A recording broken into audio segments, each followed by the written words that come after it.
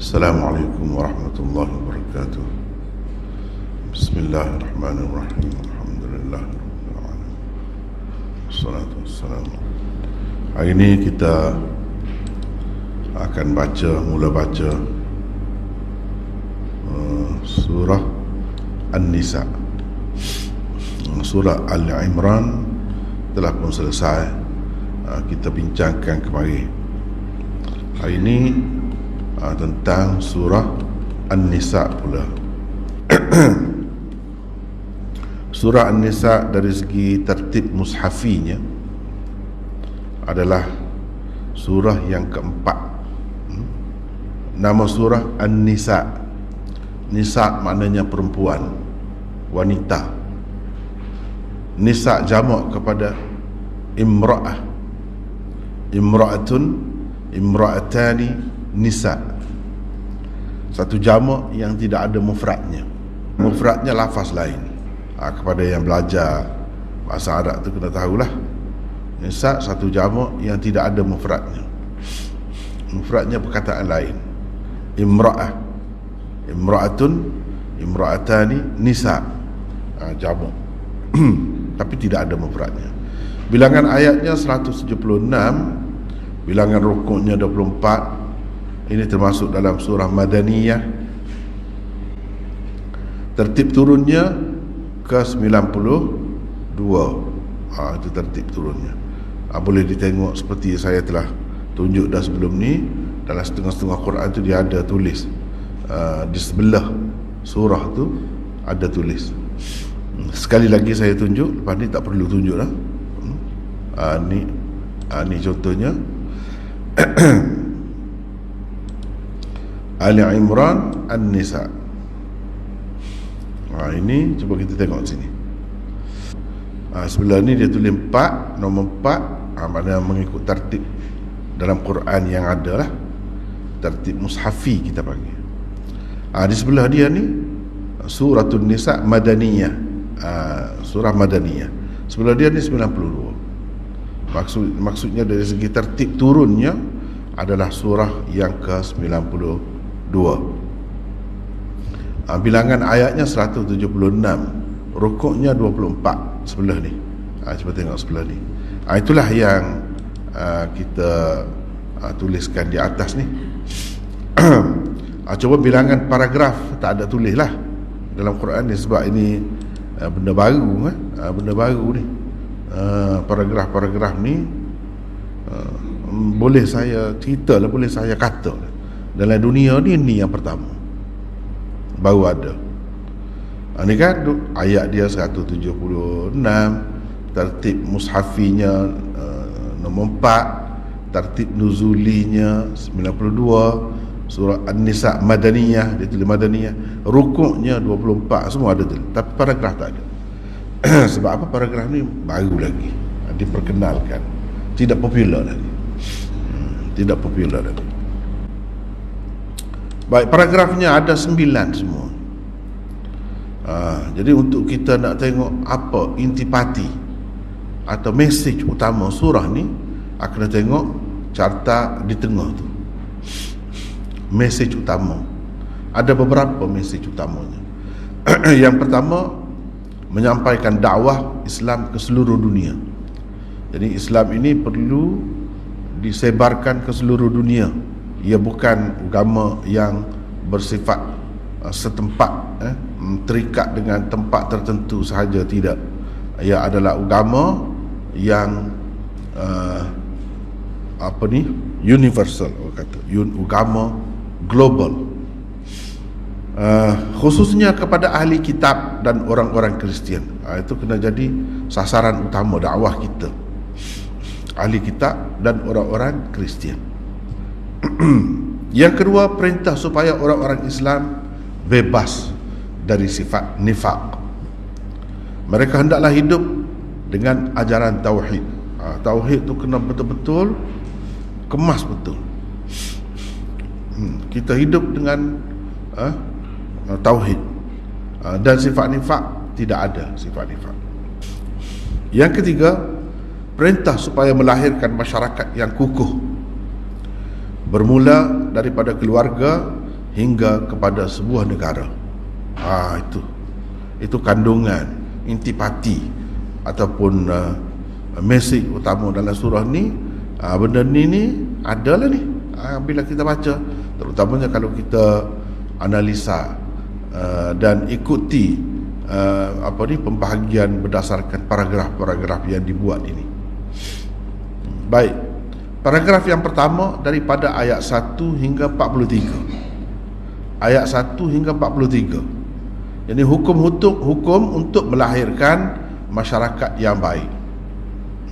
Masyarakat yang baik nak lahir macam mana? Daripada ayat 1 hingga 43. Ni kalau kita tengok sini. Ini ayat 1 hingga 43.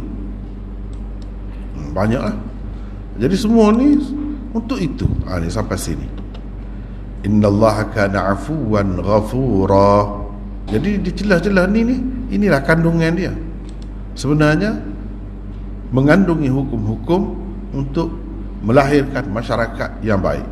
Masyarakat yang baik dia kena macam mana? Nak ada masyarakat yang baik. Dia kena ada ini. Dia kena ada ini. Nanti detail dia kita akan bincangkan selepas ni. Paragraf yang kedua, ayat 44. Maknanya kalau paragraf 1 sampai 43, maknanya paragraf 2 tu start dengan 44 lah hingga 57. Di sini ada menyeru ahli kitab kepada Islam. Menyeru ahli kitab kepada Islam. Yang ketiga, paragraf ketiga, ayat 58 hingga 59, hak-hak kerajaan dan rakyat. Dah nampak dah, negara tu, ada negara tu. Hak-hak kerajaan dan rakyat, masing-masing ada hak. Di situlah disebutkan. Juga di situ ada hak, dia ada tanggungjawab. Tanggungjawab kerajaan dan juga rakyat. Sebagaimana ada hak, ada tanggungjawab. Paragraf 4, ayat 60 hingga 104, orang-orang munafik dan jihad. Orang-orang munafik dan jihad, mana kena ada ambil berat tentang perkara ni, dan tak boleh ada dalam masyarakat Islam tu orang-orang munafik. Kalau tidak, dia jadi macam apa orang kata tu, dia makan kayu tu apa, tak mai aradah bahasa Arab ya. Anak-anak anak-anak itu bahasa Arab panggil aradah. Aradah maknanya anai-anai. Ini anai-anai dalam sebuah negara Islam. Boleh runtuh negara Islam bila ada ni. Paragraf 5 ayat 105 hingga 115, hikmat turun Al-Quran. Itu ada di situ. Tengok situlah 105 115. Kalau kita tengok di sini 105 hingga 115, daripada sini, inna anzalna ilaikal kitaba bil haqq. 105 daripada situ hingga kepada 115, hikmat turun Al-Quran. Boleh tengok sini 115, cuba tengok ni. Kalau kita tengok sini mudah kan. Setakat wasaat masiran 115. Begitulah cara bahaginya. Kemudian paragraf 6 ayat 116 hingga 134. Di sini diceritakan perselisihan di antara Bani Ismail dan Bani Israel. Bani Ismail dan Bani Israel. Perselisihan. Boleh tengok situ lah. Di celah-celah tu ada. Paragraf 7 ayat 135 hingga 152. Dalam itu mengandungi perintah membersihkan diri daripada sifat nifak dan berlaku adil dan saksama. Paragraf 8 ayat 153 hingga 175, kritikan terhadap ahli kitab, khususnya orang-orang Kristian. Dia duduk situ. Paragraf yang ke-9 ayat 176, undang-undang pesaka. Undang-undang pesaka. Sebelum tu pun dalam surah An-Nisa ni juga, di awal lagi sudah ada banyak lagi di situ. Pada dua tempat ni lah boleh kata hukum pesaka dalam Islam ni sebanyak-banyak, seluah-luah mana pun dua tempat tu. Di dalam An-Nisa, dan juga ada sedikit di dalam Al-Maidah. Jadi itulah kandungan utamanya di dalam surah An-Nisa. Baik, kita tengok pula seterusnya. Zaman turun, zaman turun. Sini siapa lagi dibaca? Umar. Baca Umar. Zaman turun semua. Bayangkan bahagian surah An-Nisa diturunkan selepas kebenaran hukum, yaitu 20 tahun Hijrah atau pada tahun ke-4 Hijrah. Setelah ayat surah An-Nisa, maksudnya antara itulah kebanyakannya antara tahun ketiga, akhir tahun 3 selepas perang Uhud itu, dan tahun keempat, antara itu. Seterusnya, setelah ayat surah An-Nisa mulai turun di antara ghazwah Uhud, yakni pada bulan Syawal Hijrah, dan ghazwah Mustalik, yakni pada bulan Sya'ban dan Hijrah. Setelah kesyahidan ramai hujung-hujung Islam dalam perang Uhud, timbullah berbagai masalah kemasyarakatan berkaitan dengan janda-janda dan anak-anak yatim. Timbul pula persoalan-persoalan berkenaan perkahwinan, mas kahwin, pusaka dan lain-lain. Di satu pihak yang lain, orang-orang munafik pula mengingatkan lagi bersemangat. Sebelum kabilah Yahudi Bani Nadir Iwan Menteri, pada bulan awal 4 Hijrah, sikap permusuhan dan kebencian orang-orang Yahudi yang munafik begitu ketara dan tersebar untuk mengukuhkan negara Islam dan baru sekarang baru. Segala pergerakan dan aktiviti mereka yang boleh menggugat kedudukan negara Islam perlu sekali diberikan perhatian khusus. Di dalam tahun ini dilakukan tentang sistem kemasyarakatan, kerajaan dan sistem keadilan Islam. Hukum tentang salat khauf. Lihat ayat 102. Diturunkan pada peristiwa ghazwah dari Amerika pada 4 Hijrah. Sekejap ya. Ni di sini ada perbezaan pendapat ini. Apa yang tertulis di sini, salat khauf diturunkan dalam peristiwa Zatul Riqa' pada tahun keempat itu. Kalau Imam Bukhari dia tidak setuju. Bagi dia ghazwah Zatul Riqa' ini berlaku pada tahun ke-7 Hijrah. Mana salat khauf itu, mana bahagian ini cerita salat khauf ni pada tahun ke-7 bagi Imam Bukhari. Dalam Sahih Bukhari, begitulah Imam Bukhari buat tajuk menunjukkan tahun yang ke-7, bukan tahun ke-4 bahagian ni. Jadi kita ikut yang ada dalam kitab ni lah. Tapi kalau nak bahas lagi panjang lah. Itu boleh dilihat dalam cara yang saya buat terhadap Sahih Bukhari, Kitabul Maghazi. Saya dah bincang panjang dah situ. Bukti-bukti Imam Bukhari bagi menunjukkan ghazwah Zatul Riqa' ni berlaku pada tahun yang ke-7, tidak sebelum itu. Sebab-sebabnya adalah alasan dia. Ada di sana. Hukum teruskan hukum tayamum. Hukum tayamum lihat ayat 43 diturunkan pada peristiwa ghazwah Bani Mustalik, yakni pada bulan Sya'ban dan Hijrah. Terus sekejap. Baik, di dalam surah ni memang diturun selepas perang Uhud kebanyakannya, tapi ada di celah-celah tu ada pada tahun ni terpisah, pisah. Jadi hukum tayamum itu turun hukumnya ketika pulang daripada ghazwah Bani Mustalik yang berlaku pada tahun yang ke-6 Hijrah. Pada tahun ke-6 Hijrah. Jadi daripada situ kita boleh tahu kedudukan ayat ni turun bila-bila. Begitulah. Setengah-setengah tu ada sedikit sebanyak khilaf, setengah-setengah tu tidak ada khilaf. Itulah. Tapi ayat tayamum dah ada di sini. Jadi ayat tayamum tu ada dua tempat sahaja di dalam Quran. Di sini surah An-Nisa dan surah Al-Maidah. Dua tempat tu.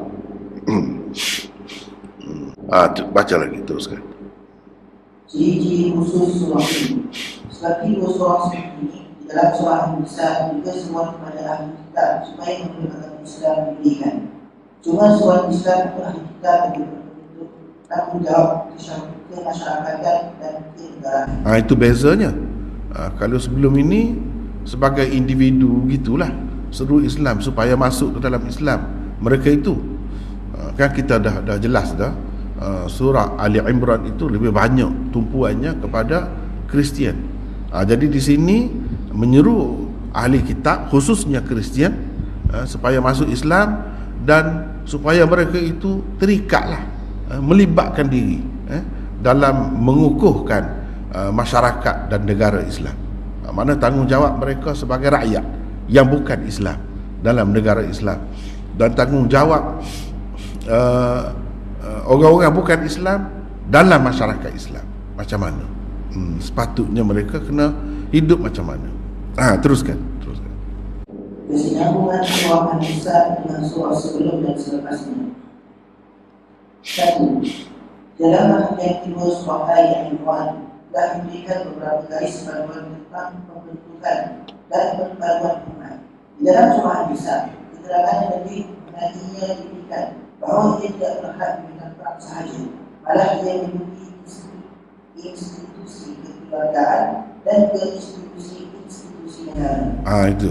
Jadi kalau kita tengok di dalam surah Ali Imran sebelum ni, Allah SWT sebut di bahagian yang keduanya supaya orang Islam bersatu padu, wa'tasimu bihablillahi jami'a wa la tafarraqu, dan macam-macam lagi disebut di situ. Yang dikehendakinya umat Islam ni iaitu melengkapkan diri dia, melengkapkan diri mereka dengan sifat-sifat yang baik, sifat-sifat yang baik, berdisiplin. Contohnya dalam perang Uhud sebelum ni ada dah disebut dalam surah Ali Imran itu bahawa orang Islam telah gagal, di satu peringkat telah kalah sebab tidak berdisiplin, tidak ikut arahan dan tidak patuh kepada pemimpin. Jadi di dalam surah ni nak ceritanya bukan setakat tu saja disiplin, kena ada setakat dalam perang tu saja, tidak secara umum itu saja, tidak, tetapi perlu meliputi institusi kekeluargaan dan masyarakat juga kena berdisiplin. Masyarakat juga kena ada sifat-sifat yang mulia dan sifat-sifat yang baik itu, barulah jadi kuat umat Islam ini. Bukan masing-masing begitu saja, bukan begitu. Cuba kita tengok di sini. Baik, di dalam bahagian kedua itu tak apalah. Sebelum ni kita sudah bincangkan di dalam surah Ali Imran. Cuba tengok antara benda yang menarik lah, kita kena beri perhatian. Ada kisah Maryam, Ali Imran, maknanya keluarga Imran. Keluarga tu bermula daripada mana? Daripada wanita, perempuan. Hingga disebutkan kadang-kadang tak ada suami, tak ada bapa. Boleh ada manusia, boleh ada manusia, dan manusia paling sempurna, seorang Nabi. Itu isyarat kepada wanita walaupun berat tanggungannya, walaupun susah untuk melaksanakan, tapi kadang-kadang dengan kegigihan dan kecekalan hati mereka boleh melahirkan generasi yang baik juga, boleh melahirkan keluarga yang baik juga. Apalagi kalau keluarga tu cukup.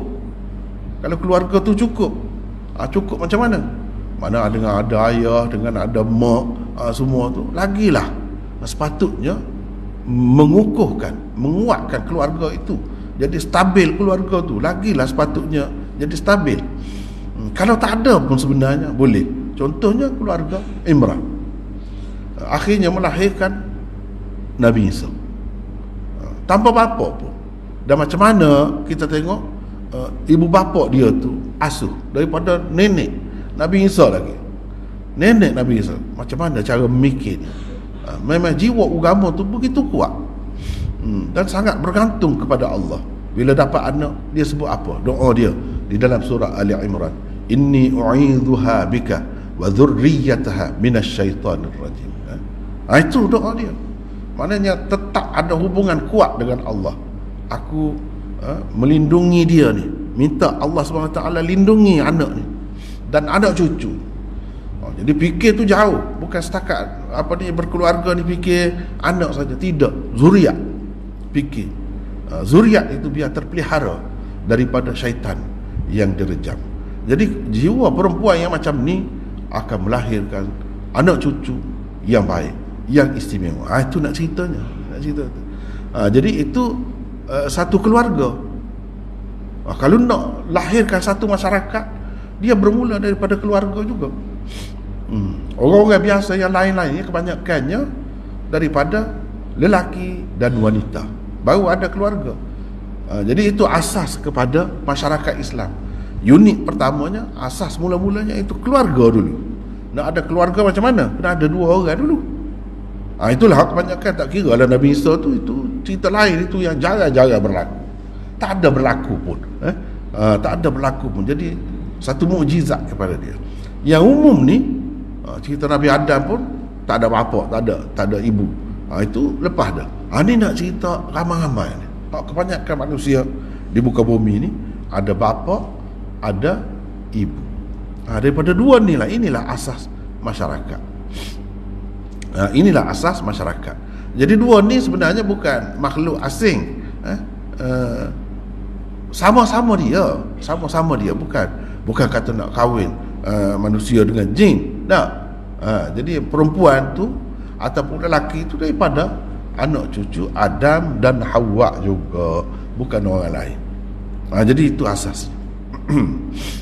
Jadi suami isteri. Lepas tu barulah berkembang.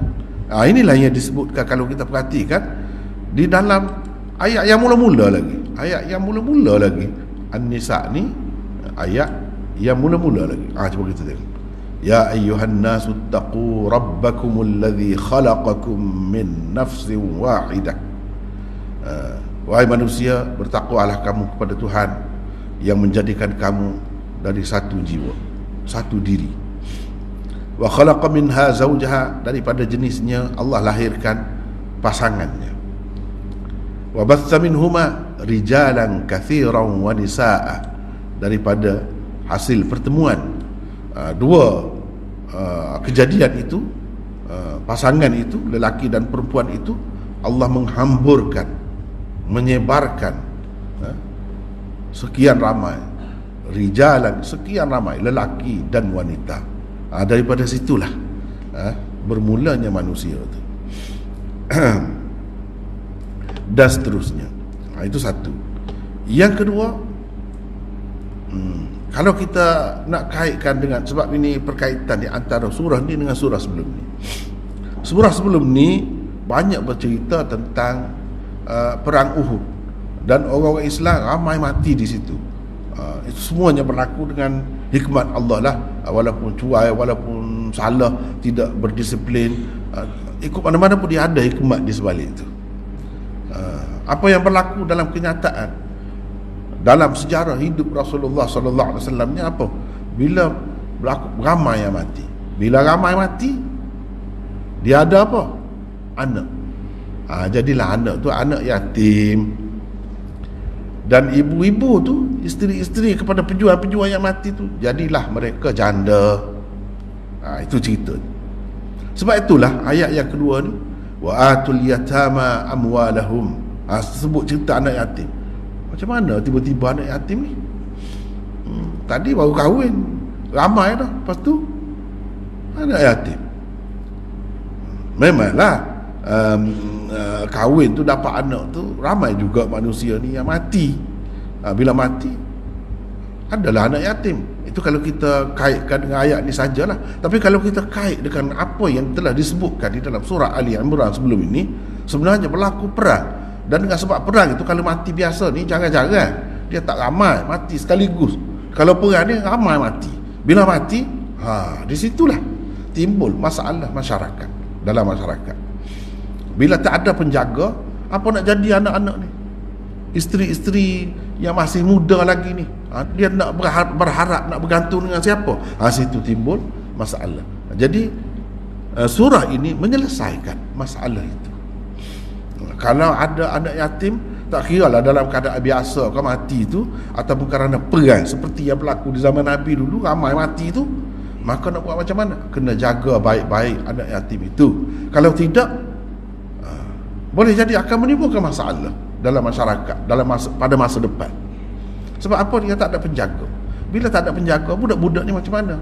Dari segi pendidikan dia, dari segi asuhan terhadap dia tu, boleh jadi tak kena kaya, dia boleh jadi mencuri apa, melepak ikut dan kita kata, boleh jadi. Kalau yang teruk lagi sampai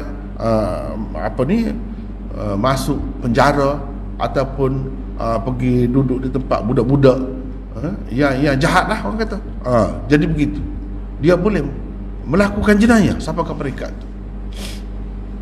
Begitu juga bila perempuan ramai yang tidak ada suami, macam mana nak hidup? Susah. Ada yang jiwa dia tu tak betul, mungkin akan cari jalan yang tak betul pula. Di situ akan lahir pula anak zina dan sebagainya. Jadi macam mana nak buat? Itulah sebut ni. Kalau kita kaitkan cerita ni, ayat ni dengan yang sebelum ni, nampaklah latar belakang dia tu. Wa in khiftum alla tuqsitu fil yatama. Jadi anak-anak yatim tu ramai. Fankihu ma taba lakum minan nisa. Kalau kamu takut tidak dapat berlaku adil terhadap anak-anak yatim, anak-anak yatim, kamu nak kahwin dengan dia, takut tidak berlaku adil. Kalau perempuan itu dia boleh hawa sikit kahwin kan, boleh hawa sikit kahwin. Tapi kalau kamu takut tidak dapat berlaku adil, maka kahwinilah ma taba lakum minan nisa mathna wa thulatha wa ruba'. Sampai 2, 3, 4 pun boleh. Sebab apa? Ni ramai ni janda-janda ni. Nak buat macam mana?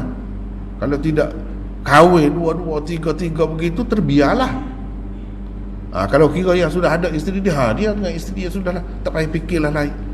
Ini cara Islam nak mengatasi masalah masyarakat.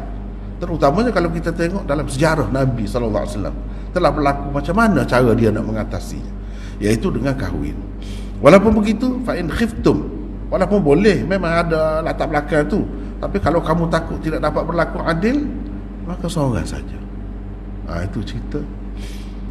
Jadi bukan tiba-tiba di sini suruh kahwin 4, suruh kahwin 2, 3 saja-saja. Walaupun dari segi fiqhnya memanglah boleh, tapi kalau nak dari segi latar belakang sejarah tu, yang Quran suruh kahwin sampai 2, 3, 4 tu apa ceritanya?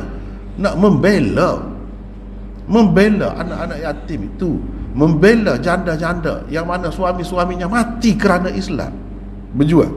Nak bela dia supaya dia tak rusing, tak susah hati dah. Boleh jaga anak dengan baik di rumah dia, sebab ada orang yang cari makan kepada dia, bawa balik makanan dan nafkah kepada dia, maka terbelalah hidupnya. Itu tujuannya. Bukan semata-mata nak memuaskan nafsu sahaja. Bukan. Walaupun dari segi fiqhnya boleh, kemudian tu dalam hukum fiqh tu bolehlah. Tak ada apa-apa masalah, tak ada perang, tak ada apa, tak ada mati apa pun, boleh nak kahwin. Tapi kalau kita tengok di belakang itu, di belakang, maka itulah latar belakangnya. Dan anak-anak yatim pun sebab kena jaga, dengan sebab itu kena ada penjaganya. Penjaganya macam mana? Dengan kahwin dengan ibu dia tu lah, dengan mak dia tu. Kalau tidak, susah nak jaga, nak pergi mari, nanti apa pula pandangan orang. Pergi rumah janda ni, selalu pergi. Jadi fitnah. Jadi kahwin, selesai masalah. Di samping itu membela. Sebab itulah kalau kita tengok dalam sejarah Nabi SAW, tak ada using mati ni. Mati perang ni lah, tak ada using. Satunya masyarakat tu terdidik begitu. Tidak kata pilih yang anak dara saja, tidak. Walaupun ada yang kahwin dengan anak dara pun ramai, tetapi ramai juga, termasuk Nabi SAW sendiri, dan sahabat-sahabat dia yang lain, kahwin dengan janda berapa ramai, anaknya berapa ramai. Itulah tujuannya, membela keluarga. Supaya apa? Supaya keluarga tu jadi kukuh, jadi teguh. Sebab itulah asas masyarakat ni. Masyarakat nak jadi baik apabila keluarga tu bahagia, keluarga tu terdidik dengan baik, ada penjaganya yang baik, dan begitulah seterusnya. Jadi bila nak kahwin, dia cerita nak kahwin daripada 2 orang, nak kahwin, jadi boleh kahwin gitu saja? Tidak, ada mas kahwin. Wa atun nisaa sadaqatihinna nihlah. Itu mas kahwin. Itu mas kahwin. Jadi cerita pasal mas kahwin pula. Sebab nak kahwin, sebab kahwin tu tak boleh, kena ada mas kahwin. Wajib. Wajib. Tak boleh tidak ada mas kahwin. Cumanya mas kahwin tu macam mana pula? Macam-macam lah pula. Perinciannya di sini dan di tempat lain ada banyak lagi. Terutamanya dalam surah An-Nisa ni lah juga. Walaupun kita bagi banyak pun, juta kita bagi mas kahwin tu. Qintar tu harta yang banyak lah. Sampai kita kata kalau kita ni juta lah, kita kata pun tak boleh ambil baik, tak boleh ambil balik mas kahwin itu bila kita dah bagi. Begitu. Kalau bagi sedikit pun Nabi SAW sudah ajar, iltamis walau khataman min hadid. Kamu pergi carilah walaupun sebentuk cincin daripada besi, bukan cincin emas, cincin besi. Berapa sangat harga dia, itu pun boleh jadi mas kahwin. Jadi orang rendah. Tak boleh, itu pun tak ada.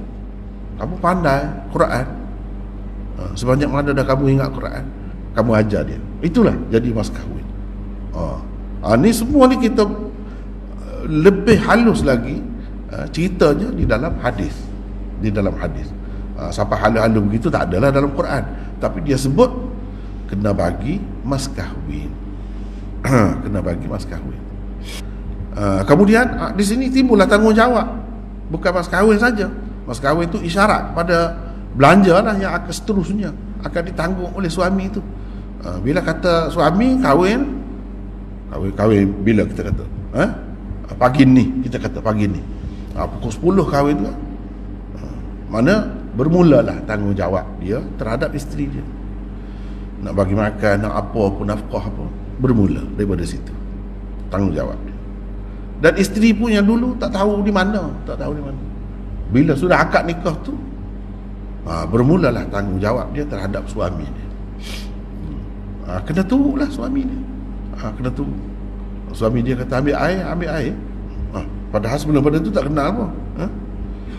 Suami dia kata buat gini. Dan suami tu pun kena kerja lah nak dapat duit. Begitu caranya. Lepas tu dan bila bersama ni tidak akan bersama, so tidak akan dapat anak. Dapat anak tambah pula tanggungjawab.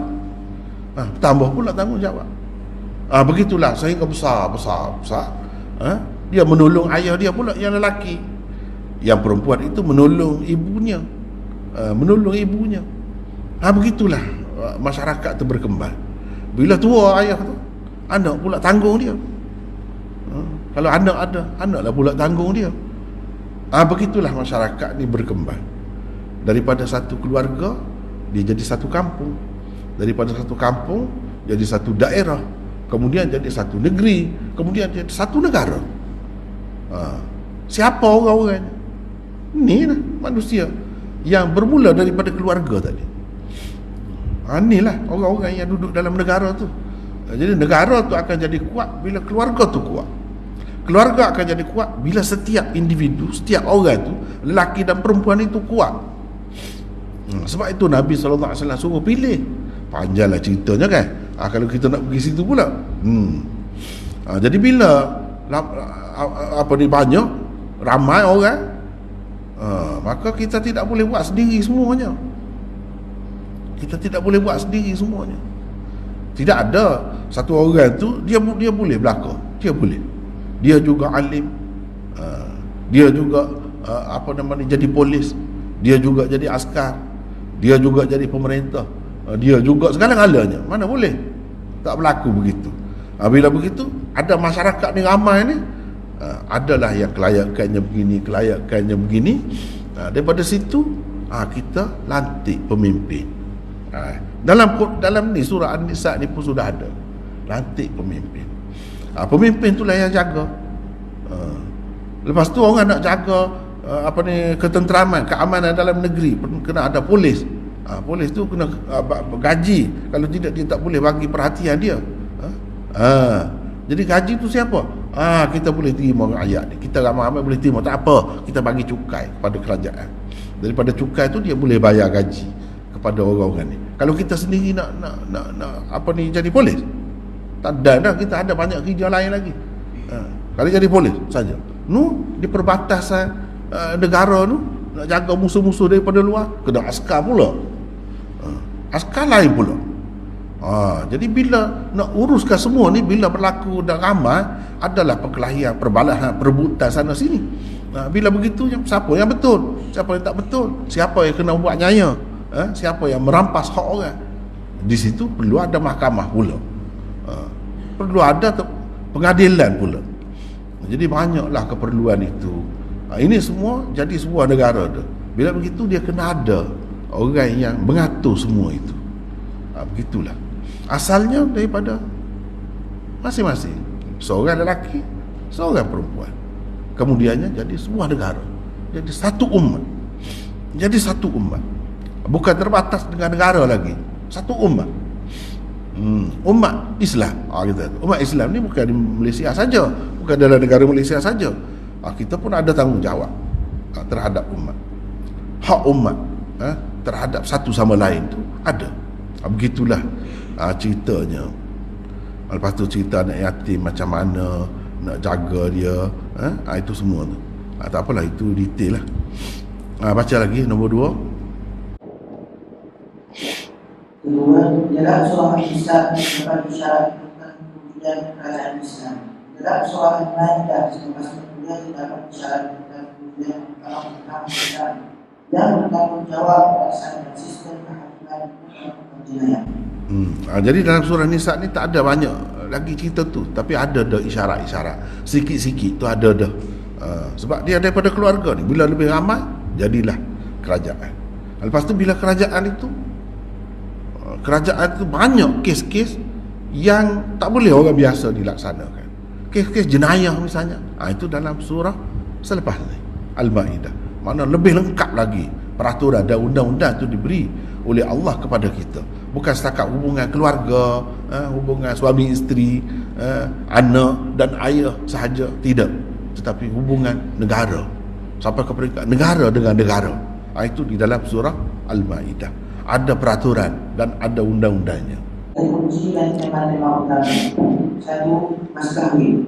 Tentang mas kahwin beberapa kali disebutkan dalam surah ini. Dia menunjukkan kewajiban dan kepentingannya. Beberapa nafas digunakan untuk memiliki mas kahwin itu, seperti saduqat wa atun nisaa saduqatihin. Seperti saduqat ayat 4, Kalimah ayat 24, Ujur ayat 10. Ada kata mas kahwin diberikan satu infak atau sejumlah harta yang besar sekalipun, ia tetap tidak boleh diambil kembali. Wa ataitum ihdahun qintara fala ta'khudhu, jangan kamu ambil. Itu dalam surah ni juga. Mana boleh mas kahwin tu, bukan kata tak boleh kalau banyak pun. Cuma ialah timbul masalah, nak kata bangga-bangga pula, nak menunjuk-nunjuk, itu cerita lain. Tapi nak cerita boleh, boleh sedikit pun boleh, tak ada ketentuan. Tapi kalau setengah-setengah mazhab tu, dia kena sebanyak ni paling kurang. Dia ada begitu. Ikut mana-mana pun kena adalah mas kahwin itu. Kemudian perincian tentang mas kahwin itu banyaklah pula. Mas kahwin tunai, mas kahwin hutang, boleh. Mas kahwin hutang akan dibayar azur sebanyak sekian-sekian dalam masa setahun misalnya, boleh. Sekaligus pun boleh. Macam-macam lah pula cerita tu, hak detail dia tu. Itu dalam kitab-kitab fiqh lah. Teruskan. Dua perkara telah disebutkan tentang tahu. Kes tidak boleh lagi dikeluarkan. Dia sebenarnya saya ada di sini ada masalah sedikit. ada masalah sikit, saya ada tambah di sini ni. Dan ada beberapa tempat akan datang ni dalam nota dulu tak tertulis, tak termasuk. Jadi saya akan tambah yang ni, kita akan berhenti setakat mana yang ada. Seterusnya kita berhenti sambung sebab jatuh situ banyak tu. Sepatutnya ada. Nanti bila-bila masa ada peluang kita akan itu semula, tengok semula. Jadi macam ni yang Umar baca tadi daripada sini, dua perkara ni sebenarnya yang ni jatuh. Perkataan taghut yang tersebut di dalam surah An-Nisa dipakai dengan dua arti. Mahkamah-mahkamah bukan Islam dan ideologi perang. Ideologi perang itu makna taghut. Ideologi perang orang kafir maksudnya. Jadi dua perkara telah disebutkan tentang taghut. Baca teruskan. Dua perkara telah disebutkan tentang taghut. Tidak boleh lagi dibawakan kepada taghut kerana Al-Quran telah pun diturunkan. Segala penyelesaian pertikaian yang berlaku dalam masyarakat mestilah tempat mengetahui. Yang dimaksudkan dengan taghut di sini ialah mahkamah bukan Islam. Tu kena kita tu. Pedih katlah rasa. Tapi itulah hakikatnya. Sekarang ni orang duduk rojok walaupun dalam negara Islam, bukan hukum Islam. Kalau ada hukum Islam pun tidak lengkap. Dalam perkara-perkara tentu, urusan kekeluargaan sahaja itu. Dalam urusan perceraian misalnya, nak kahwin, benda-benda begitulah dalam mahkamah Islam dia terhad sangat. Yang lain-lain kita pergi kepada mahkamah lain, undang-undang lain, bukan undang-undang Islam. Itu masalah. Ini cabaran kepada kita. Cabaran kepada kita. Nak ceritanya, walaupun sudah orang panggil negara Islam pun masih lagi begitu. Masih lagi tidak sempurna. Masih lagi duduk ikut taghut lah. Senang ceritanya, taghut lah. Duduk ikut taghut yang sepatutnya Tuhan larang, Tuhan tak bagi. Yang adanya pasal pesaka, itu pun boleh pilih. Nak bagi cara faraid kau kata, ataupun cara biasalah, boleh. Ada pilihan. Sedangkan itu tak boleh, tak ada pilihan kepada orang Islam. Kena ikut seperti yang tersebut di dalam surah An-Nisa inilah. Jadi pelaksanaan hukum Islam yang tersebut di dalam surah An-Nisa dan begitu juga di dalam Al-Ma'idah selepas ini terlalu tidak lengkap dan lemah. Terpaksa kena berjuang, terpaksa kena berkelahi, bertengkar di dalam parlimen untuk meluluskan sesuatu, untuk mengukuhkan, menguatkan, menaik taraf undang-undang Islam itu. Terpaksa berkelahi, bertengkar begitu lama. Kadang-kadang nampak ada harapan, lepas tu tak ada harapan pula, macam-macam RUU itu, RUU ni. Begitu keadaan negara orang panggil Islam. Apalagi yang tidak Islam tu tak kira lah. Negara Islam tu sendiri begitu. Sebab itu kalau orang tanya, di mana negara Islam yang betul-betul menerima hukum Islam semua sekali, yang betul-betul melaksanakan? Tak ada. Yang adanya Arab Saudi. Itu pun kita memusuhinya, kita berdendam, berkelahi dengan dia, tuduh macam-macam dia. Padahal dia telah selesai, tak perlu ada RUU itu, RUU ini. Tak ada, selesai dah dia. Memang dia ikut cara Islam. Cuma kelemahan dari segi pelaksanaan, dari segi pemerintah dia memang ada, itu tidak nafi. Tapi pada dasarnya itu sudah diterima. Tak timbul soal nak berjuang untuk adakah mahkamah Islam ni menaikkan taraf. Tak perlu. Dia sudah lengkap, sudah ada, sudah terima dah begitu. Tidak pakai undang-undang lain pun. Adapun kita yang kita duduk benci sangat ke dia, duduk kata macam-macam ke dia, tu setakat mana? Kena tanya diri. Jangan duduk dabik dada kata kita terbaik. Tempat kurang kita tu kena akui lah, kena terima, kena berusaha lah, kira lah. Kena kira. Kalau tidak, dosa kita. Kalau tak ada fikir macam mana nak mendaulatkan undang-undang Islam. Kalau ada dalam perlembagaan tu dalam rukun negara kedaulatan undang-undang mana? Undang-undang mana? Kalau kita tanya, Undang-undang Islam tak ada sebut begitu. Kedaulatan undang-undang. Begitu. Tak jadi lagi macam tu. Kena ada perjuangan banyak lagi. Seperti masalah riba, kita nak mengatasi masalah riba, kita kena fikir macam mana bank Islam. Begitulah juga dalam masalah ni. Kalau tidak, kita bersalah, kita berdosa. Semua pihak kena bekerjasama, kena menuju ke arah tu. Dan tak mahu mendaulatkan hukum Islam, masalah kita. Kita ikut taghut lah. Itulah hakikatnya. Itulah taghutnya. Di dalam surah ni maksudnya begitu. Kalau kita pergi kepada surah Al-Ma'idah lebih jelas lagi. Lebih jelas lagi. Baca lagi. Satu lagi perkara yang disebutkan dalam surah ini adalah orang-orang Islam yang berperang di jihad jalan Allah. Orang-orang kafir pula berjuang di Taghut. Taghut yang dimasukkan di sini pula ialah gagasan dan ideologi. Berasaskan gagasan dan ideologi itulah untuk orang-orang kafir pula pengikut mereka supaya berperang dengan orang-orang Islam. Ini hakikatnya. Jadi kerana nak mempertahankan demokrasi, kerana nak mempertahankan kapitalisme, sanggup berperang, berkelahi sama sendiri, sama Islam. Di negara Islam sendiri bukan tempat kita lah, tempat lain.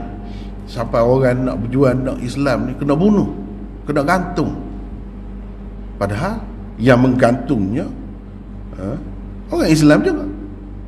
Sebab apa tak mahu undang-undang Islam? Tak mahu. Nak undang-undang orang putih, nak undang-undang orang kafir, nak mempertahankan hak tu. Kerana nak mempertahankan tu, berlakulah pertembungan, berlakulah perebutan. Itu yang berlaku dalam masyarakat Islam di Mesir, di mana-mana kan. Kita tahu semua macam mana Said Qutb itu dibunuh, tidak kerana lain. Macam mana Abdul Qadir Audah itu dibunuh, digantung, tidak kerana lain, kerana mereka nak mendaulatkan undang-undang Islam di negara Islam. Tapi ada pihak yang tak mahu. Dia tetap nak yang tu. Tapi dia Islam juga. Itu jadi masalah kepada umat Islam akhir zaman, di zaman kita ni. Itu jadi masalah. Sampai begitu sekali. Kalau orang Islam tu lebih-lebih lagi lah susahnya. Paling-paling tinggi kena berada dalam negara sekular. Dalam negara sekular lebih baik lagi daripada negara tidak sekular. Tapi negara sekular tu adakah direstui oleh Islam? Tidak juga. Tapi apa boleh buat? Dah keluarga kita dilahirkan di situ, terima je lah. Itu lebih baik lagi daripada terima negara yang berasaskan agama, yang berpaksikan agama. Sekular tu lebih baik lagi. Sekarang tu nak kata sekular itu Islam, ya, macam demokrasi dengan komunis, mana lebih baik? Lebih baik demokrasi. Jadi demokrasi itu Islam kan? Tak juga. Tapi begitulah. Ini semua menunjukkan kelemahan umat Islam yang sepatutnya tidak berlaku. Ini berlaku lama dah, beratus tahun dah. Apabila umat Islam ni hilang kuasa dia, dan dijajah oleh bangsa asing. Malaysia dijajah oleh British, Indonesia dijajah oleh Belanda dan macam-macam. Ini dijajah oleh Spanyol, ini dijajah oleh Perancis, macam-macam. Negara Islam tu jadi begitu. Jadi berpecah-pecah. Semenjak itu tak ada dah kedaulatan undang-undang. Jadi taghut itu tak kira yang kafir ke ataupun Islam. Kalau Islam pun kalau nak menegakkan hukum lain, nak mendaulatkan hukum lain, termasuk ini taghut sebenarnya. Tak boleh. Itu Allah SWT larang ikut. Sebab apa? Kita sudah ada hukum sendiri yang sudah lengkap, lebih baik daripada yang lain. Baik. Teruskan. Ketiga, menjaga kehormatan diri. Orang-orang lelaki dan perempuan diperintahkan supaya menjaga kehormatan diri. Kerana juga dibandingkan kepada kalangan lelaki, muslimin dan orang besar diri. Dan kepada orang perempuan pula dikatakan soalan orang besar dihati dalam kafilah diakhdan. Ayat 4. Itu maknanya ini menjaga kehormatan diri. Ini pun ada di dalam surah ni. Kehormatan diri itu maksudnya menjaga hubungan lah antara lelaki dengan perempuan itu. Tidak kata secara tidak kahwin, dengan cara berzina untuk memuaskan nafsu, itu tak boleh. Itu dilarang. Itu merosakkan sistem keluarga. Begitu juga yang perempuan kena kahwin lah, muhsanat, dengan tidak mengadakan hubungan secara haram, dengan mengambil teman lelaki, ni ada teman wanita, lepas tu adakan hubungan seperti suami isteri, itu tak boleh. Itu merosakkan sistem keluarga. Sedangkan Islam mendukung sistem keluarga yang kukuh, bukan cara begitu. Adapun sistem orang kafir ni, dia boleh, dia ada kebebasan, boleh nak hidup begitu pun boleh. Pilihan masing-masing lah, pilihan masing-masing. Dan di negara-negara mereka, kalau orang persoal itu, orang tu pula salah. Orang tu pula salah.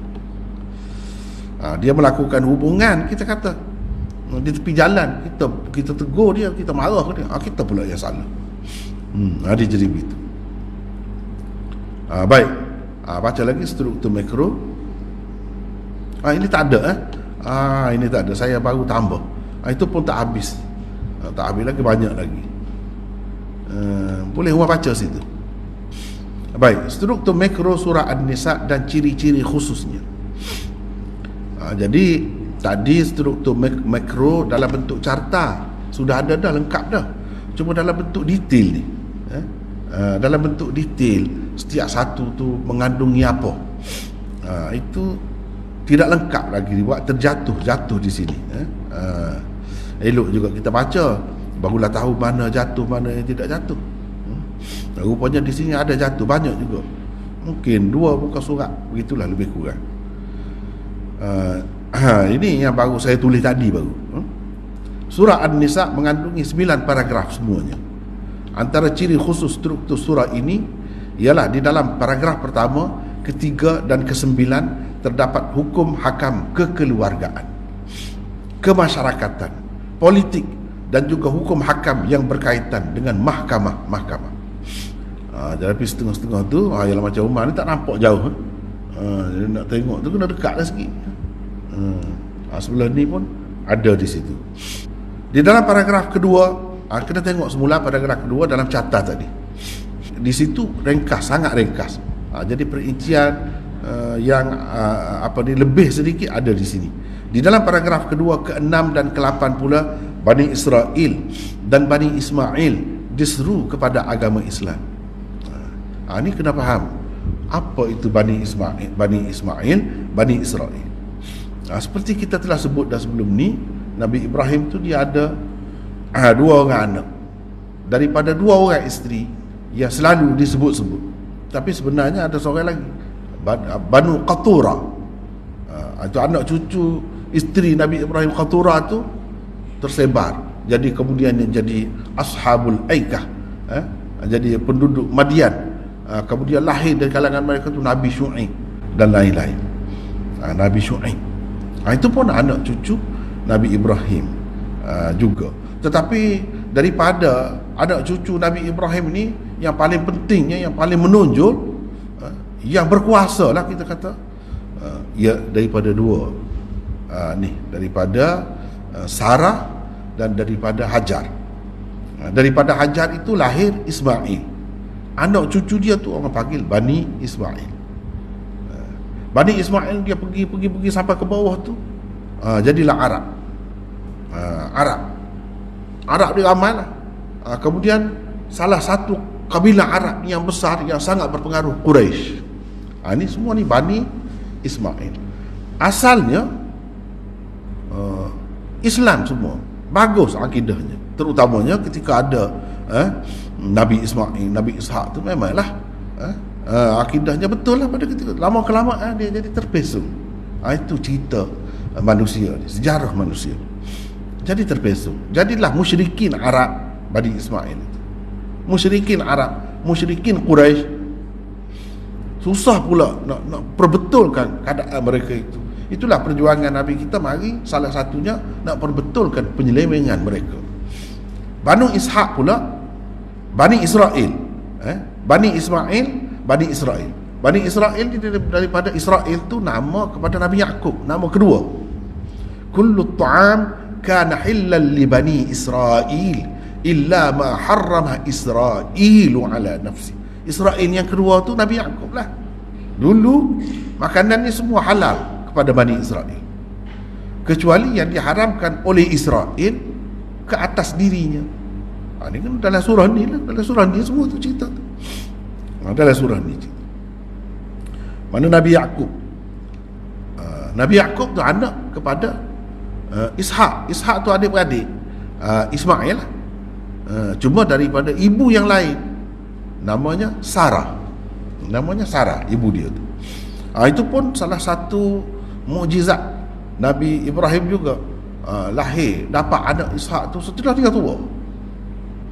Setelah dia tua, Allah SWT bagi. Jadi anak lelaki yang sulung, yang besarnya Ismail, Hajar. Padahal Hajar itu kahwin kemudian dengan Ibrahim. Sarah dulu kahwin, tapi lama tak dapat anak sampai tua. Jadi itulah kahwin dengan Hajar tu dia dapat anak. Walaupun isteri kedua lah, isteri muda, tapi anak tu lebih tua. Nak banding dengan Ishak tu. Jadi bila Ishak tu kemudiannya dapat anak pula, namanya Yaqub. Yaqub tu nama keduanya Israel. Daripada keturunan Yaqub itulah tersebarnya, adanya Bani Israel. Mereka tu pun sama juga.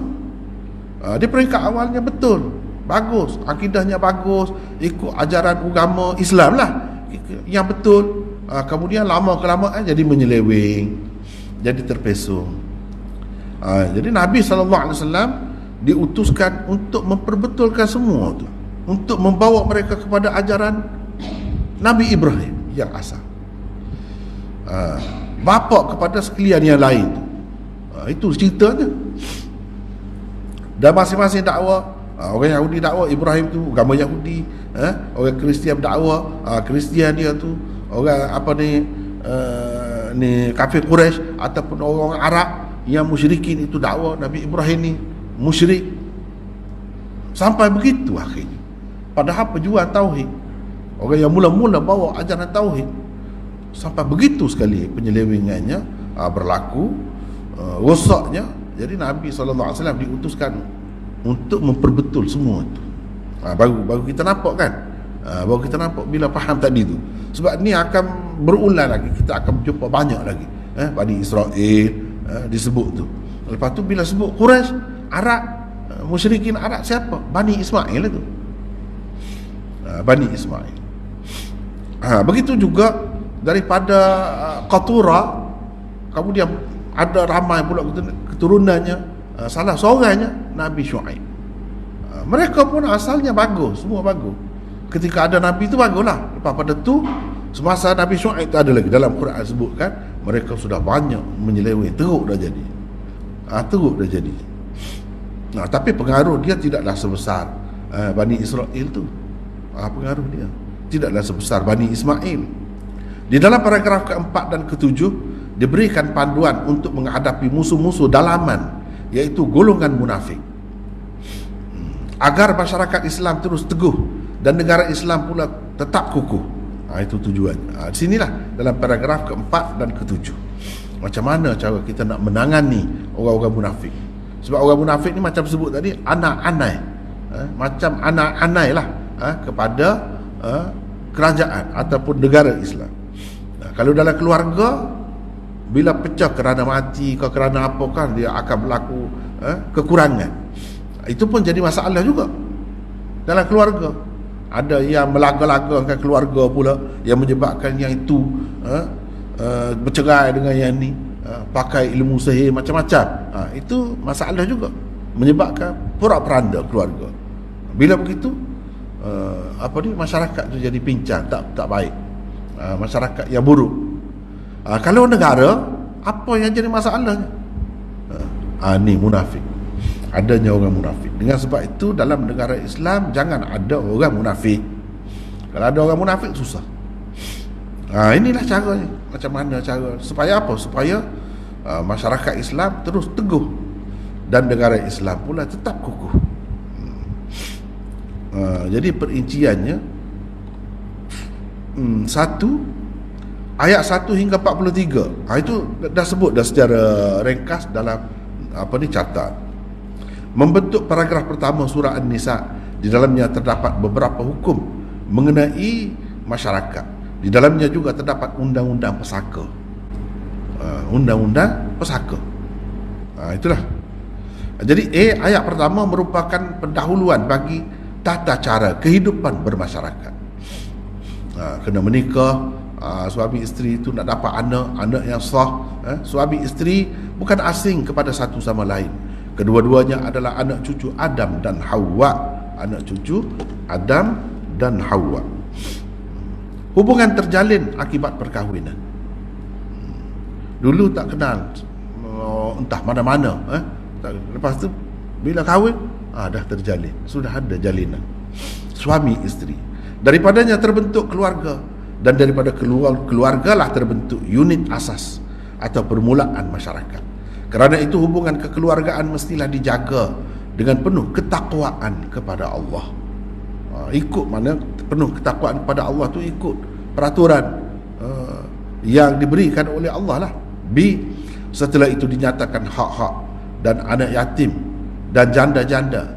Harta anak yatim haram dimakan tanpa hak adalah caranya. Berkahwin dengan 2, 3 dan 4 orang wanita yang di dalam satu masa dibenarkan dengan syarat dapat berlaku adil terhadap mereka. Harta anak-anak yatim hendaklah diurus oleh orang yang bijaksana dan amanah. Ia hendaklah diserahkan kepada mereka apabila mereka baligh. Itu semua ada tu panduan. Bila mereka baligh, kena serah kepada mereka. Orang-orang yang memakan harta anak yatim akan masuk neraka. Itu ancamannya. Mana dosa besar benda tu. Dan hukum memberi mas kahwin dengan sukarela juga diberikan di dalamnya. Itu dipanggil saduqatihinna nihlah. Daripada ayat 2 hingga 6 tu cerita pasal tu. Di dalam ayat 7 hingga 14 dinyatakan hukum pesaka. Hukum pesaka disebut sebagai hududullah. Tilka hududullah. Melanggarnya boleh menyebabkan seseorang masuk neraka juga. Disebut masuk neraka kalau langgar, bukan main-main. Jadi kita mudah-mudah nak pilih, yang ni ikut ni pun tak apa, ikut ni pun tak apa. Tak boleh macam tu. Ni pasal pesaka semua. Ni tilka hududullah, itulah ketetapan Allah. Sesiapa yang taat kepada Allah dan Rasulnya, dia akan memasukkannya ke dalam syurga yang mengalir di bawahnya sungai-sungai, kekal mereka di dalamnya. Itulah kemenangan yang besar. Maknanya kalau ikut peraturan Allah, itu kejayaan, menyebabkan seseorang itu masuk syurga. Wa may ya'sillaha wa rasulahu, selepas dia sebut cerita apa ni, cerita pesaka itulah. Derhaka kepada Allah dan Rasulnya, derhaka. Wa yata'adda hududahu, dan melanggar batas-batas atau ketentuan Allah. Tadi disebut tilka hududullah, yang ini hukum pesaka tu, hududullah. Dan sesiapa yang melanggar, yudkhilhu naran khalidan fiha, sampai begitu sekali Allah akan memasukkannya ke dalam neraka, kekal ia di dalamnya. Bukan main-main, kekal. Walaupun ialah ulama-ulama akidah bahas itu, kekal macam mana? Dia Islam lagi ikut mana-mana pun. Itu cerita lain lah. Kita tidak nak pergi situ. Tapi ini zahir Quran disebut begitu. Maknanya besarlah sangat dosanya. Tak boleh ada pilihan, tak boleh. Kena pakai faraid lah. Faraid. Itu orang panggil hukum faraid. Harta pesaka hendaklah dibahagi menurut apa yang telah ditentukan oleh Allah. Dan di dalam ayat-ayat itu, di dalam ayat-ayat itu yang ditentukan oleh Allah dalam ayat-ayat tadilah, suami kalau mati isteri boleh berapa, isteri kalau mati suami boleh berapa, kalau tak ada anak, kalau ada anak macam mana, kalau tak ada anak macam mana, ada. Tak boleh ubah tu, tak boleh ubah. Kalau ubah berdosa, Tuhan sudah ancam neraka. Dan kalau kita tunggu, Tuhan sudah janjikan bagi berita gembira dapat syurga. Benda macam tu bukan benda main-main.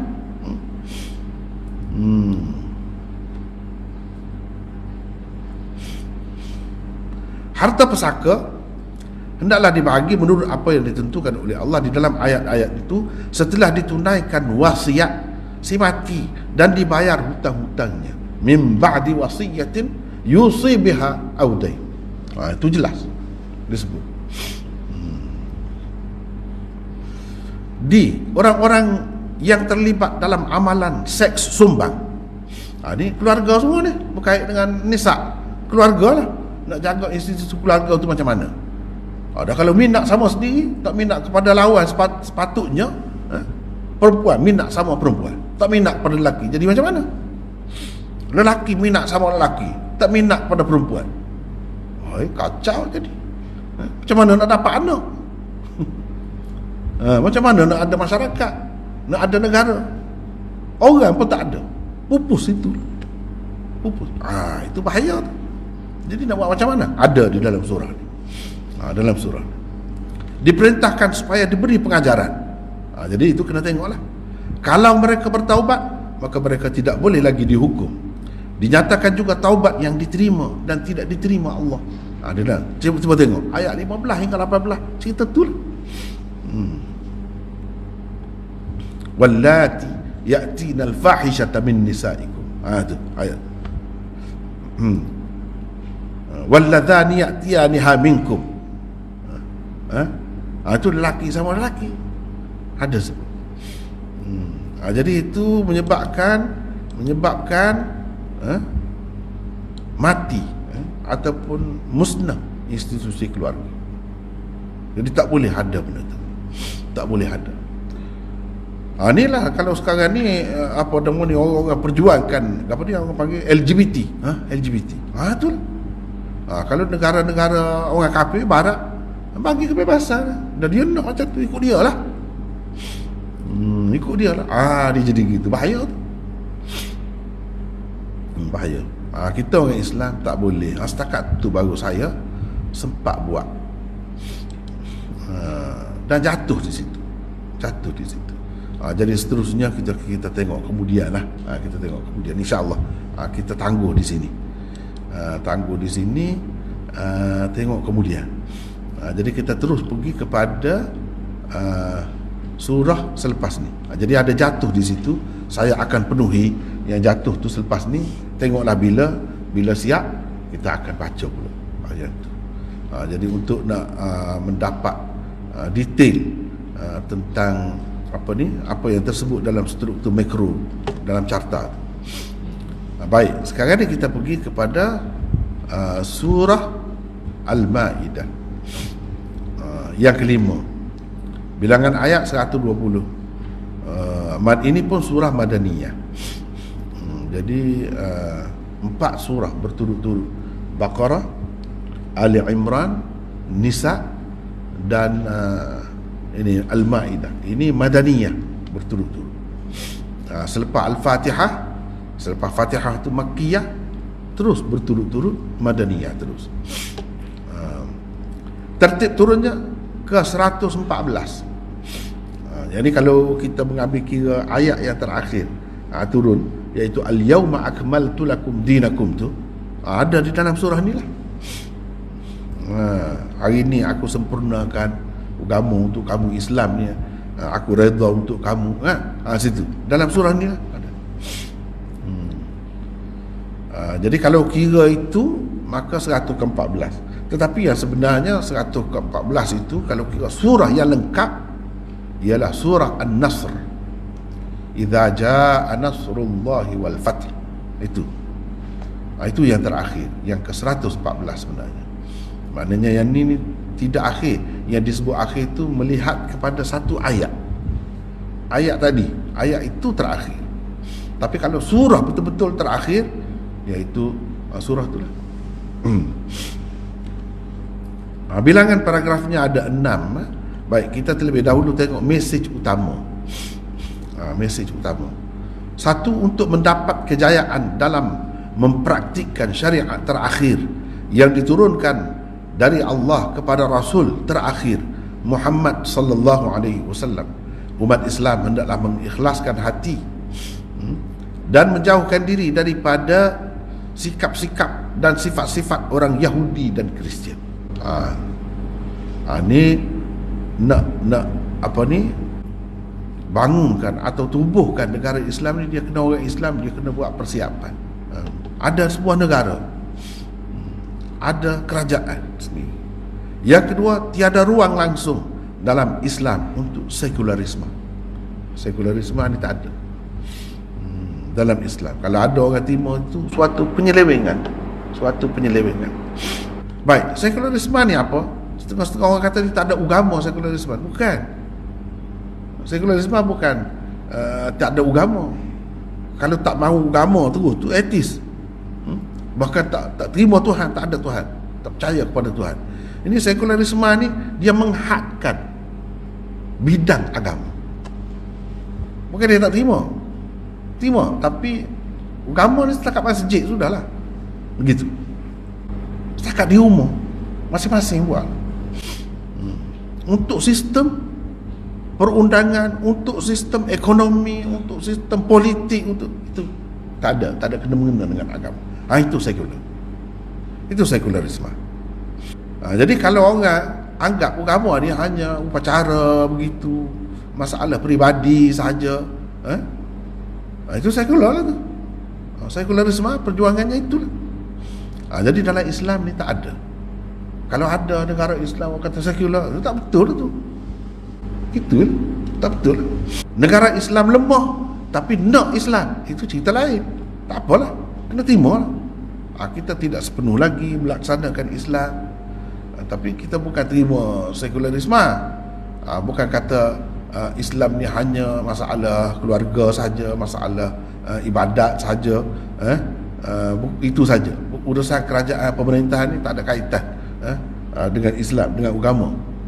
Kalau macam tu sekular, tak boleh, tak betul tu. Satu penyelewengan. Bahkan kita akan baca nanti itu satu bentuk kesyirikan. Syirik ni luas, bukan sedikit, luas, banyak bidang boleh berlaku syirik. Tidak tauhid sepenuhnya. Kalau tauhid sepenuhnya, terima Islam semua sekali. Bukan masalah ibadat, bukan masalah sembahyang. Tuhan yang bagi hukum jenayah kepada kita. Tuhan itulah yang bagi hukum sembahyang, puasa kepada kita. Tuhan yang suruh kita buat begini-gini dalam urusan negara. Tuhan itulah juga yang menentukan. Yang lain-lain, zakat, haji, apa, Tuhan yang sama. Jadi bukan kita terikat dengan hukum ibadat saja yang diberikan oleh Allah. Tidak. Tetapi dalam semua kehidupan kita kena ikut Islam. Baru tidak sekular. Kalau tidak sekular, kita sebut kita sekular ataupun tidak, itulah hakikatnya. Baik. Di sini ada 6 paragraf. Paragraf 1 ayat 1 hingga 11, hukum-hukum untuk penyempurnaan syariat. Jadi banyak dah yang ada di dalam surah An-Nisa sebelum ni. Di sini untuk melengkapkan lagi, menyempurnakan lagi. Ini kemuncaknya lah. Sebab tu dia berada di akhir, di hujung sekali. Lepas tu kita berpindah kepada surah Makkiyah, iaitu Al-An'am. Berubah tu suasana. Kalau kita duduk di negeri kita, tiba-tiba pergi negeri sejuk. Begitulah seolah-olahnya. Kita duduk di negeri panas, duduk panas. Pergi ke Indonesia apa panas juga, pergi ke Thailand pun panas juga, dekat-dekat ni kita pergi jauh. Berubah tu. Apa maksud berubah lagu tu, perubahan begitu? Itu kita akan bincangkan bila masuk surah Al-An'am. Paragraf yang kedua, ayat 12 hingga 32, kesilapan-kesilapan yang dilakukan oleh orang-orang Yahudi dan orang-orang Kristian dan pengajaran daripadanya. Salah satunya mereka jadi sekular. Mereka sekular, salah satu. Jadi agama ni setakat gereja saja, setakat sinagog saja, setakat kuil saja, setakat apa-apalah lagi kita kata ketik apa, setakat tu. Urusan dunia ikutlah, kita nak pilih sosialis pun boleh, nak pilih komunis pun boleh, nak pilih demokrasi pun boleh, nak pilih kapitalis pun boleh. Halal haram kita boleh tentukan sendiri. Kita tak benarkan kalau pelacuran, kalau secara haram, ada pelacuran haram, ada pelacuran halal. Makna halal tu macam mana? Ada lesen.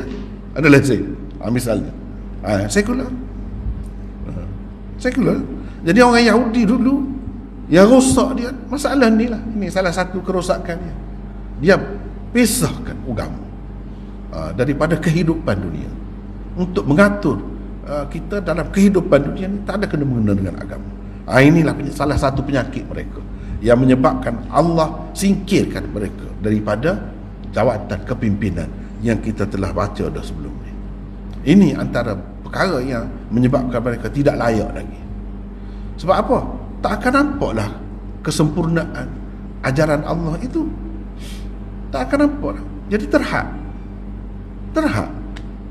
Keluarga bagus dah, peribadi bagus dah, keluarga pun bagus dah, semua keluarga dia baik-baik orang. Tapi banyak perkara lagi hukum tidak dilaksanakan cara Islam. Politik, kita ambil demokrasi, tak selesai lagi. Yang tu pun tak selesai lagi. Kita pakai demokrasi. Macam demokrasi itu diperkenalkan oleh Nabi sallallahu alaihi wasallam. Padahal tidak. Kita macam rasa itulah yang terbaik dalam dunia. Sudah. Padahalnya tidak. Untuk berasa itulah yang kita duduk buat ni betul dah lah. Tak perlu diubah-ubah. Tak boleh. Dia kena pergi ke situ. Kalau kita buat pun sekadar dalam keadaan darurat lah. Dalam keadaan darurat lah sebenarnya. Tapi sampai bila nak darurat begini? Sebab tu kata lemah. Umat Islam dalam keadaan lemah. Kalau dia kuat, tak perlu pinjam hak orang dah. Tak perlu. Dia tidak berasa yang dia sendiri itu paling baik. Macam kita kata dia ada permata, dia tidak tahu permata. Dia tukar permata yang ada dengan dia itu dengan kaca yang orang perkenalkan kepada dia. Itu hakikat umat Islam. Bukan di negeri kita saja, di mana-mana pun. Di mana-mana pun. Kalau cakap banyak-banyak macam ni setengah-setengah tempat tak boleh kan? Tak boleh mengajar dalam masjid pula ni. Sudah. Tapi itulah yang sebenarnya sepatutnya kita terima dengan tenang hati. Kita ni kurang. Kena baikilah. Sebagaimana kita dulu tak ada bank Islam, tak ada insurans secara Islam, kita fikirkan kita buat sehingga ada. Ini pun kena begitu. Tak boleh dah berpuas hati dengan demokrasi itu. Tak boleh. Cuma darurat. Kalau kita tidak terlibat sekarang ni, boleh kepada orang kafir. Orang kafir semua naik, macam mana jadi? Itu je. Darurat. Paragraf yang ketiga, ayat 33 hingga 50. Undang-undang jenayah, kedaulatan hukum-hukum Allah, hukum qisas dan lain-lain hukum Islam. Ini ada dalam ni. Makna peringkat terakhir, kemuncak. Kalau kita tengok dalam kitab fiqh kan, kitab fiqh ni mula-mula dia bab muamalat, bab ibadat. Itulah cara ke najis, suci, air sembahyang, apa semua tu, sembahyang, haji apa semua tu ibadat. Lepas tu muamalat. Kalau kita tengok dalam Quran ni kan sama. Muamalat itu jual beli, sewa menyewa, hutang piutang dan sebagainya. Lepas tu munakahat. Setengah-setengah kitab fiqh mazhab dia letak bab munakahat dulu, kahwin dulu. Setengah-setengah tu tidak, dia letak muamalat dahulu. Kalau kita tengok di sini, sesuainya muamalat dahulu. Sebab dalam Ali Imran tu dalam Baqarah tu banyak dah sebut cerita tentang muamalat. Tentang muamalat. Perkahwinan itu ni an-nisa kemudian. Lepas tu baru jenayah. Hukum kalau buat jenayah ni apa hukumnya? Hukum hudud itu apa? Hukum ta'zir itu apa? Ini di dalam Al-Maidah. Dari segi tertib tu pun nampak sama. Kalau hukum Islam lah, kitab-kitab fiqh Islam gitulah susunannya. Paragraf 4 ayat 51 hingga 86, jenayah-jenayah yang dilakukan oleh orang-orang Yahudi dan Kristian dan panduan untuk umat Islam. jenayah mereka dalam bab ni itulah yang paling besarnya sekular, jadi sekular. Paragraf 5 ayat 87 hingga 108 lain-lain hukum syariat. Banyaklah untuk melengkapkan. Jadi surah ni untuk melengkapkan lagi apa yang telah tersebut di dalam surah-surah sebelum ini.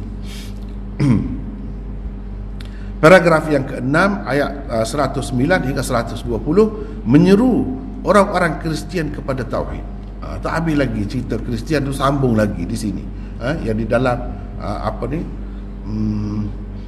surah-surah sebelum ni, di sini ada lagi cerita tu.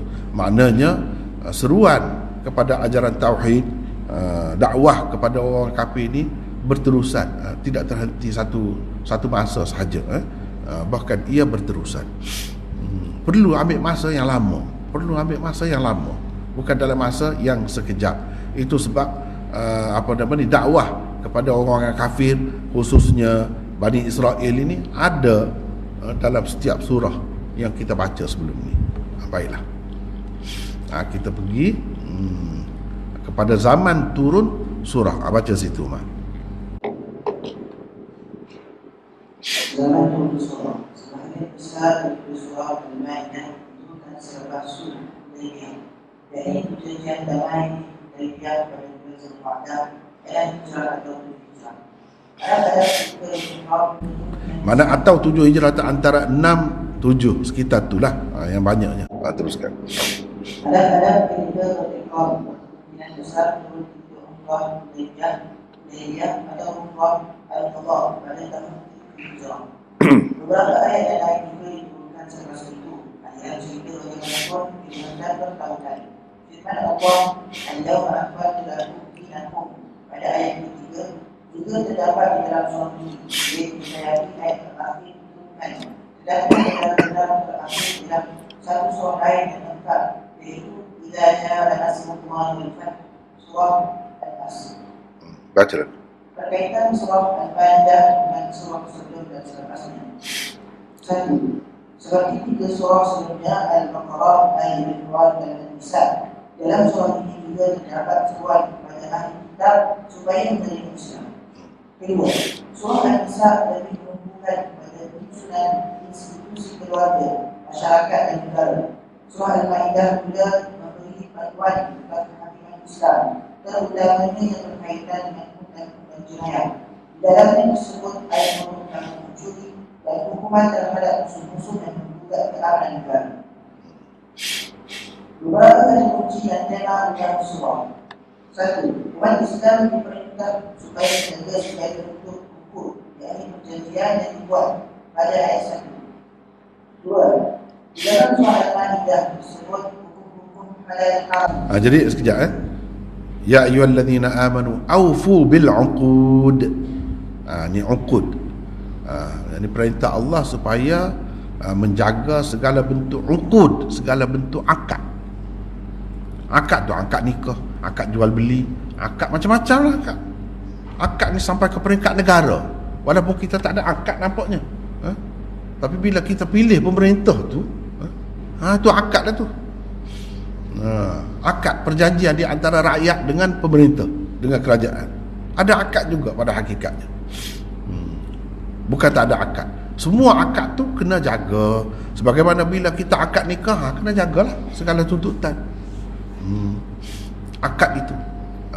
Begitulah juga dengan yang lain-lain. Luas itu. Teruskan. Kedua, di dalam surah Al-Ma'idah disebut hukum-hukum halal haram seperti berikut.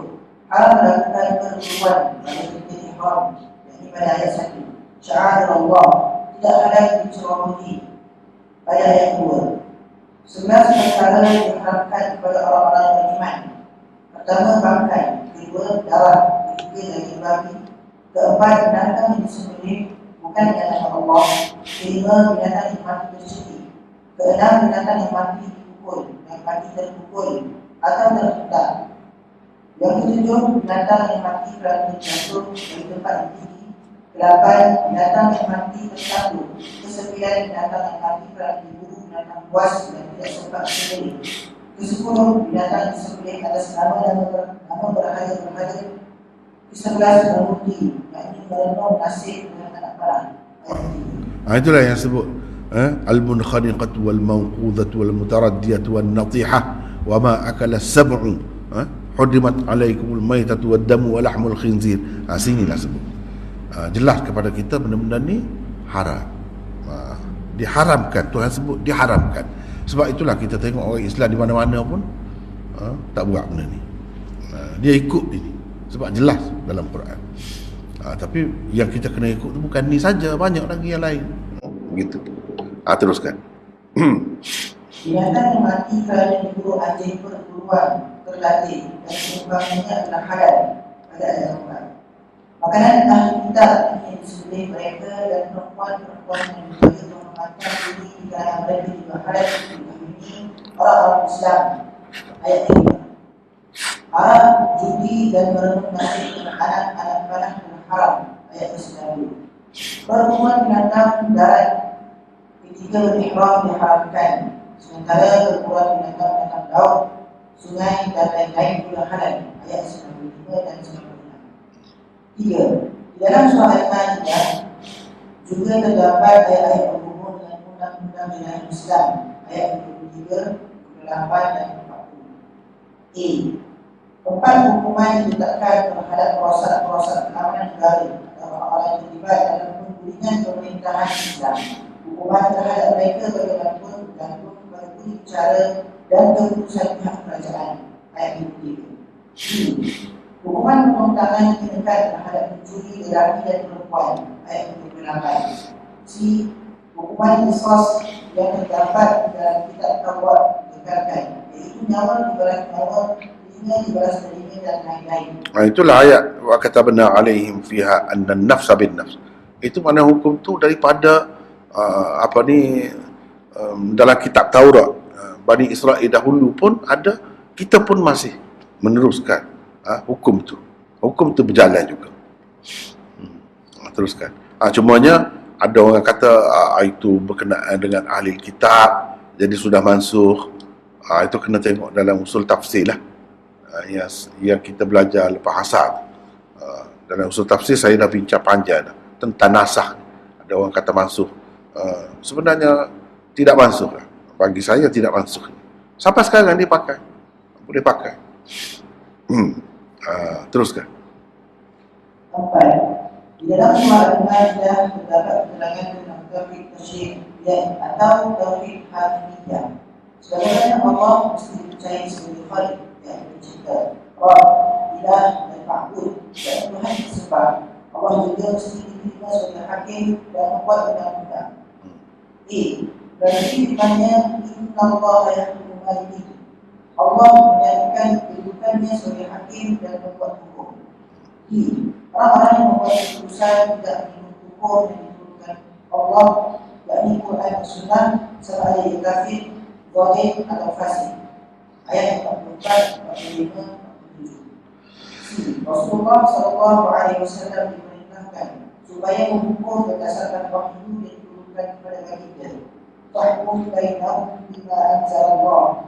Ayat 48 dan 49. Jadi tidak ada hakim dan membuat undang-undang yang lebih baik daripada Allah. Wa man ahsanu minallahi hukman.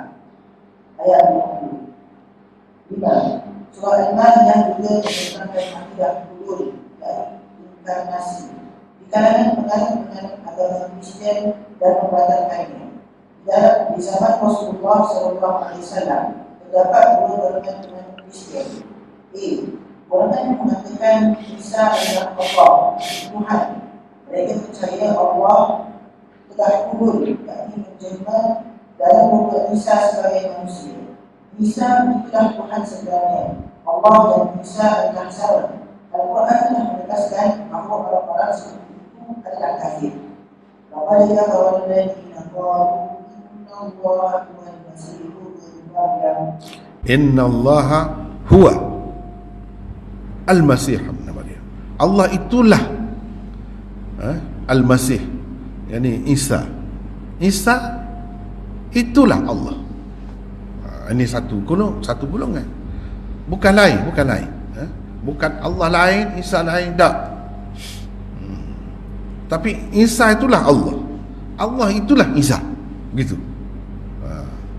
Ini maksud laqad kafir lah juga ikut mana-mana pun.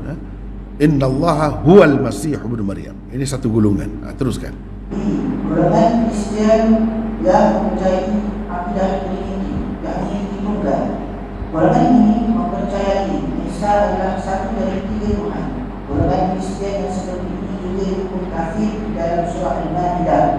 Laqad kafara alladziina qalu innallaha thalithu thalatha. Ini Allah itu thalithu, yang ketiga daripada 3. Tuhan itu 3. Allah ini yang ketiga. Salah satulah. Nabi Isa pun yang ketiga juga. Ikutlah kalau kita nak start, Allah tu yang pertama, Isa yang kedua, mak dia yang kedua, dia yang ketiga, boleh juga. Atau kita nak start yang mana-mana pun tak ada masalah. Tapi salah satu daripada 3. Dia tu bukan Tuhan betul, bukan Tuhan betul, tapi Tuhan juga. Yang ketiga daripada 3 Tuhan. Jangan nak campur kan. Allah campur Isa, campur Maryam. 3. Jadi berapa? 3 tu satu, dia kata. Dia kata 3 satu. Satu tu 3. Itu akidah dia. 3 saat ni campur 3 satu. Kalau kita kata campur satu ni 3 tak betul, kata satu. Kan pening tu. Ada satu golongan kata Maryam tu lah mak dia tu. Jadi sesoalannya Maryam tu macam isteri Tuhan Allah pula. Satu golongan yang lain bila lama duduk bahar-bahar, tolak pula pendapat tu. Dia kata Ruhul Qudus. Ruhul Qudus, Holy Spirit. Hot itu yang ketiga, bukan Maryam lagi. Ada juga yang kata begitu. Tapi yang ketiga lah. Mana 3 ada 3 oknum dia panggil. 3 oknum. Oknum 1, oknum 2, oknum 3. Adapun yang pertama tadi, Isa tu sendiri Allah. Allah tu sendiri Isa. Mana Allah masuk dalam tubuh Isa. Itu orang panggil hulul. Kita nampak seperti Isa, sebenarnya Allah dah. Itu tak betul semua, kafir semua. Kafir. Tapi ahli kitab, kafir ahli kitab ni yang percaya macam ni, boleh lagi di dalam Al-Maidah dia kata kita makan sembelihan dia, kita kahwin dengan dia, boleh. Itu dalam Al-Maidah lah. Tetapi kalau kita dengar dia sembelih tu dengan nama Isa, Jesus, tak boleh. Kalau kita dengar dia sebut begitu, kalau tidak boleh. Kahwin dengan dia boleh, tak payah dia masuk Islam. Tapi kalau orang-orang lain, wala tankihul musyrikati hatta yu'min, itu dalam Al-Baqarah dah sebut dah. Ni dalam Al-Maidah ni, apa ni, ahli kitab ni boleh, perempuan lah, lelaki kita Islam boleh kahwin dengan perempuan. Perempuan kita nak kahwin dengan dia tak boleh. Sebab dalam Quran sebut perempuan, bukan lelaki dia, perempuan dia. Sebab apa? Hikmahnya, kalau biasanya orang lelaki tu lebih kuat, lebih berpengaruh. Nak jaga anak tu lah, anak tu biar masuk Islam. Biar masuk Islam, itu lebih kuat. Kalau tidak, yang perempuan tu mungkin masuk Kristian pula, mungkin jadi Yahudi pula. Teruskan baca. Dalam surah Al-Maidah juga membatalkan sikap yang berlebihan dalam batas yang tidak benar dalam kehidupan agama orang Kristian. Mereka diperintah supaya tidak bersikap demikian melalui ayat berikut. Ya ayyuhan ya ahlal kitab la taqulu fi dinikum ghayra al-haqqi wa la tattabi'u ahwa'a qawmin ولا تتبعوا أهواء قوم قد ضلوا من قبل وأضلوا كثيرا وضلوا عن سواء السبيل Bermaksud Baca cepat sikit baca cepat sikit. wahai ahli kitab, janganlah kamu melampau dalam agama kamu secara yang tidak benar, dan janganlah kamu menurut hawa nafsu suatu kaum yang telah sesat sebelum ini dan telah menyesatkan banyak manusia. Dan bila sekarang mereka telah tersesat jauh dari jalan yang benar. Kerana sekali itulah mereka telah mengangkat Isa menjadi Tuhan atau menganggapnya sebagai anak Tuhan yang berkongsi dalam ketuhanan dengan Tuhan. Dengan Allah. Orang-orang yang dia telah mempercayai Uzair sebagai anak Allah dan kerananya mereka telah dilaknat. Jadi ini melampau, sikap melampau lah ni semua ni. Manusia dijadikan Tuhan, melampau dalam beragama. Itu bila dia sebut tak boleh melampau, mana kita pun jangan macam tu lah. Melampau dalam agama ni kerana nak kuat sangat beribadat, nak mendekatkan diri kepada Allah sampai tak kahwin. Kalau kahwin tu dunia, dunia. Sampai begitu, pakaian kena macam ni saja, itu padri. Itu orang yang baik lah tu, orang yang terpilih. Kira-kira kalau tak kahwin itu lagi bagus. Kalau macam tu biar orang-orang jahat lah ada keturunan, orang-orang baik tak ada keturunan gitu. Seperti padri itu pun dia tidak nak hidup sepanjang masa, dia akan mati. Bila mati itu tak ada yang baik. Yang jahat ni kahwin ramai ada. Itu akibat buruk dia. Melampau. Kita pun ada juga melampau. Tapi oleh kerana Islam ni agama yang terpelihara, dijaga, tidaklah jadi lebih-lebih, pergi jauh. Tapi bunga-bunga dia tu sentiasa ada. Cuma ada oleh kerana ada yang mencantas dia, maka dia tidak pergi jauh lah. Panjang lagi ke ni? Sikit lagi. Cepat-cepat baca. 7. Hawari, yakni penduduk setia dari Isa adalah orang-orang Islam. 2 perkara yang disebutkan tentang mereka. Golongan Hawari itu dengan jelas telah berkata, kami telah beriman ya Allah, engkau jadilah saksi bahawa kami adalah orang-orang Islam. Ayat 111. Dari Isa telah berdoa untuk Hawarinya, yakni pengikut-pengikut setianya. Dia telah meminta kepada Tuhan agar menurunkan mereka sampai dengan Nabi lain. Ayat 119. 8. 2 ayat tersebut di dalam surah Al-Ma'idah berkenaan dengan melaksanakan hukum Taurat dan Injil. Tanpa melaksanakan hukum Taurat dan Injil, kehidupan ahli kitab adalah tanpa asas. Ayat 6. Orang-orang Yahudi dan Nasara sudah tidak melakukan hukum Taurat dan Injil lagi. Bagaimana mereka akan dapat menerima hukum Al-Quran?